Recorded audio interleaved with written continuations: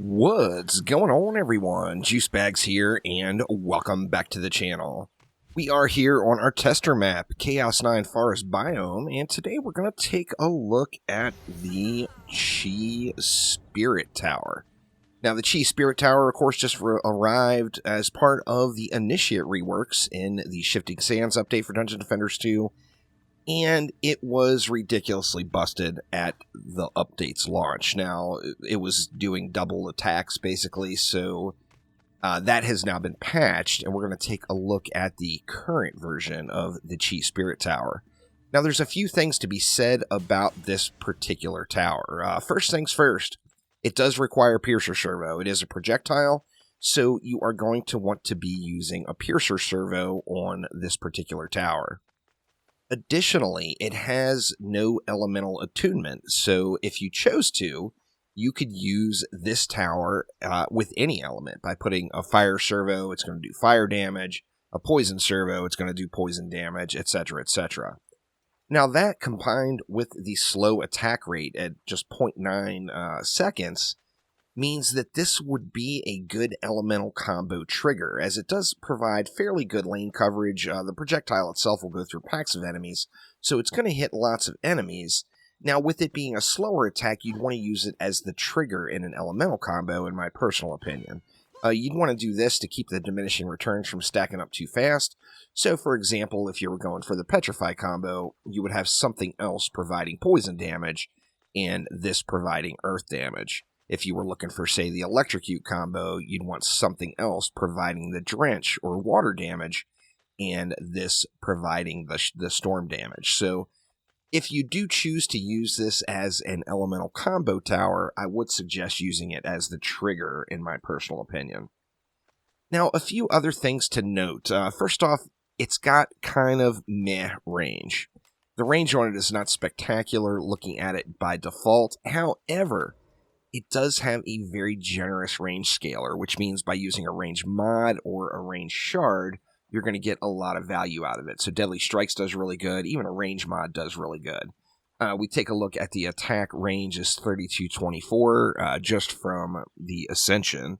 And then if we take a look at it again with a range mod in, the range mod is going to take that up to 4192. Now, this particular defense does get, like I said, it just gets a lot of benefits. So it's very easy to get to the cap. Let's see. Actually, let me throw any other relic on here without a range mod. A Gilded Deadly Strike gets it close to the cap. The cap is 5,000 Unreal units. So it does get very, very close to the range cap with just a Gilded Deadly Strike shard. However, do you really need to be at the range cap is the question, when you can just go ahead and add a defense range mod. Either way, you're going to want to sacrifice a slot. In my opinion, the range is very, very short. Using a shard slot or a mod slot is going to give you a nice amount of range. So you see, just with a mod, we're at 4192. You know, obviously that's not near as much as a Deadly Strike shard would give. However, it is still a pretty decent range. Now, as I mentioned, it does need Piercer Servo to penetrate those shields. So, like in this example that we're testing today, we're going to use Defense Rate, Piercer Servo, and then Defense Range. Now, what this means is we've got all of our shard slots available to stack more damage. Using this particular mod combo, of course, we don't have any anti-mods, we don't have any diverse mods, so we got nothing adding to the power. So we're going to want to stack as much power as possible. So in this situation, I think the new Spirit Charge Shard, we get 20% increased damage. Now remember, this is not a defense power boost, this is straight damage, and increases the projectile size by 40%.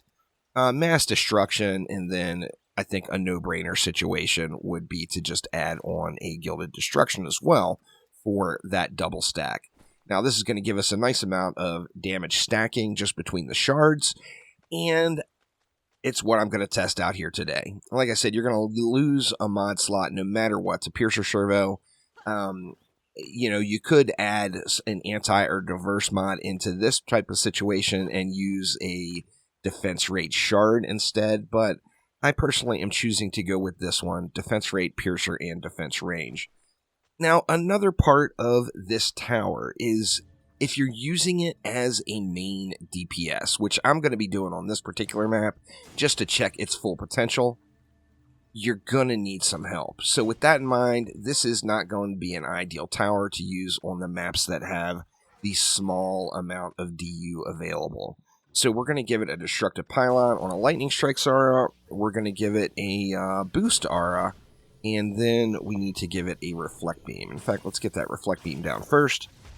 We don't want our Chi Spirit Towers being destroyed, so let's go ahead and throw a Reflect Beam on it. We're just going to go with one node straight across the front like that, and then we'll get our Destructive Pylon and our Boost aura in play here. Now, for the flyer lanes on this one, I am going to add a Skyguard Tower just for a little extra help on those flyers here, and that should burn out the flyer packs. Now, as you see, I spent 280 DU, 230 without the Skyguard, so this is definitely above the average of what you would want to use on one of those maps that only offers 180 DU. You're about 50 DU over. Now, additionally, of course, the more power the merrier, so we could throw a boost or a buff beam in as well, since we would use this defense on a map that has a larger amount of DU. There's quite a few maps where we can squeak out the 270. So we're using 270 DU, not including the Skyguard Tower, of course. So let's do the same thing over here. Of course, this lane has no flyer, so we don't have to worry about that. But we want to go 3 Chi Spirits. We're going to throw down a Reflect Beam in front of it all, just to give it a little bit of protection. And then we'll go with that Destructive Pylon, a Boost aura, and then our Buff Beam. Now, this one, of course, obviously I don't need the Skyguard, so we get the reduced DU cost for this particular one. Now, additionally, with all of the setups you can do with this, if you're willing, you can really build this tower a lot of different ways and make it effective if you're willing to sweat it out in Wave 1. As the tower does become much stronger with some upgrades, as everything does, once you get some upgrades in, it's going to buy you a lot of leniency with what you're able to really do with this particular defense. So getting through Wave 1 and putting some hero damage out there yourself to help the build survive through the first wave and getting that wave's worth of DU can go a super, super long way for you. Now, let's go ahead and check it with a few different relic combos here and see what we can do. Now, this one, of course, is going to be another flyer lane, so we're going to want to get our Skyguard in as well. But let's get the basics of the build in here. And really, this one is pretty cool. It's a fun animation. It's a very different projectile compared to all the other defenses in the game. So, good stuff right there. Let's go our Skyguard just kind of right over to the side. And then we'll get our Buff Beam in. Now, this does still leave me a little extra DU, which I'm not going to spend on this one. But we just want to kind of check it out. Now, I'm not going to upgrade for Wave 1 either. And we will see how well it performs against the first wave in Chaos 9 without having any upgrades in play. So let's get over here where we can take a closer look. You see it did burn through the Elder Wyverns, and it's getting through the pack. Now you see it's piercing through the packs of enemies, and that's one of the big strengths. Now this does not mean it'll pierce shields, so it does not pierce the Vanguard shield. It does not pierce geodes, but it will pierce enemies. So it's going to go through multiple enemies, and that really is what's going to make it usable for applying an element if you wanted to go for an elemental combo. Doing pretty good. You see we got a Zerker that got a little uppity there. However, like the Elder Wyverns, the Zerker, of course, will get in there and smack them. The Elder Wyverns, however, with the Reflect Beam, they're really going to do nothing. Let's see if we get these Zerks killed. Yep, we got them. Now, you know, as I said, with no upgrades, mobs do get a little bit closer than you would like to see. Now, let's go ahead and get just one wave of upgrades on, and we'll check them out again, and then we'll change the relic setup out completely to kind of see the difference. Let's see. Let's just go one upgrade on all of the things, and then I'll dump any of the remainder just into the Skyguards just to make sure those flyers get wrecked and we're able to really keep an eye on these ground lanes. So let's do that. We will have quite a bit of leftovers here. Get our 1 upgrade in on everything. Let's dump 2 ups in on that Skyguard. And that will give us enough for an upgrade on the Skyguard over here as well.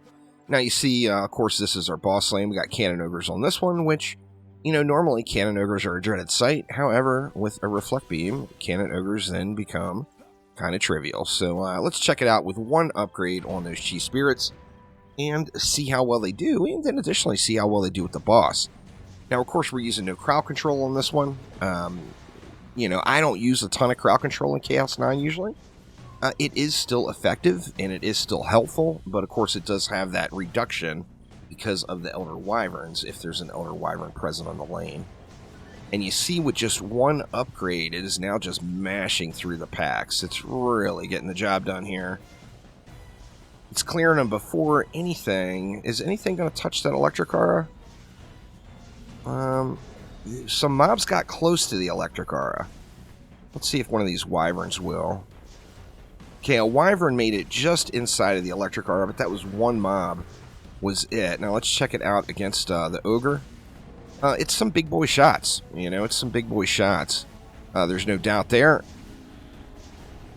And of course, the Ogre's going to go past my Reflect Beam. Or no, he got wrecked. Ogre got handled, but of course, with them being distracted by that Cannon Ogre, the ground lane pushed in. So now, without the Cannon Ogre there was only 1 mob that made it inside of this Electric Aura range. Let's go ahead and swap it out for a completely different setup and see how we do. Now here, currently, we've got the same shard setup, but we did swap for an anti-mod. So we got rid of the additional range that we had. Now we've got anti-melee, defense rate, and piercer servo. I would prefer to have anti-chaos on here, to be honest. That way it was going to do something to those Elder Wyverns. However, this should make light work of the Berserkers. So defense rate, piercer servo, and anti-melee on for this particular wave. Let's check it out with that additional 40% damage from the anti-mod here. And you see now the range is much shorter. The Elder Wyverns are going to push in. However, the range, or the melee mobs, which is the bulk of the pack here, are just getting completely annihilated. Now, another thing to note is the projectile does pierce, so that targeting range is the trigger range of the defense. However, the projectile keeps going, so it is doing damage outside of its range. With that in mind, you can get away without using any range on it at all, even though the range is a little bit shorter. You see here, it's just annihilating. You know, it is wrecking through. The anti-mod helps a lot. Of course, we got a Cannon Ogre. And of course, we would get a boss with no... Let's go ahead and get a little assist on this just to get through the boss wave. Come down here. Nope, the assassin still got me. And we're going to have a Siege Roller to kill. Now, let's check out the damage on the Siege Roller. Now, obviously, it's a Siege Roller, so you've got to hit that sweet spot. Even though it's piercing, it's not going to do the additional damage to the Siege Roller.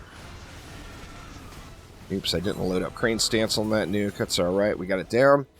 And that is a look at it with the antis. Now, remember, Piercer is a must-have. Well, what would happen if you didn't use Piercer? Well, of course, the only enemy you would have to really be concerned with then is the Vanguards and the Geodes. We're not going to upgrade. We'll just keep all this mana. We'll keep everything at Tier 1. But let's take a look at it again with one additional setup. Alright, so here we're getting rid of the ranged mod and the Piercer Servo, and we're going to double stack anti-mod. So we're going to go with Controller Servo and Anti-Melee Servo. These two combined should help out quite a bit. However, we've got nothing to pierce Geodes. Let's check it out and see how it does against the enemies now. Now, we are going to have a bunch of Vanguards in the lane here. You see the Berserkers now just get straight up mashed on. Wyverns are getting one-tapped without any issue. These are, of course, only upgraded once. Actually, it looks like I missed one. I actually missed that one, so let's go ahead and throw an upgrade on that first one there. And It's actually got a kind of cool attack sound, too. The animation and the sound is both quite cool on this one, for sure. Let's check out these Zerks. Yeah, even with that Wyvern buff. Now, you see, now we've got a Geode. Oh, no. What happened? Well, I didn't succeed in killing the Geode. I got one-tapped by something popping me in the face, and that means the build got destroyed. So I would strongly suggest Piercer Servo on this one. Now, although I do suggest using a Piercer Servo with this particular defense, one interesting fact is if there is an enemy outside of the Geode that the tower attacks first, that is outside of the Geode bubble, the projectile that continues through will pierce the Geode. Now, this is, I'm not sure if this is a bug or a feature, but as long as there is something else in front of the Geode, the continuing projectile will pierce. Now, as I mentioned, just avoid all that drama and just use Piercer Servo is my personal suggestion. However, you do have that interesting little fact about this tower. However, we do have a quite viable tower here for Chaos 9 content, as long as you're willing to give it the additional DU. But that will do it for this episode. Thank you all so much for watching, and I will see ya next time around. Take it easy.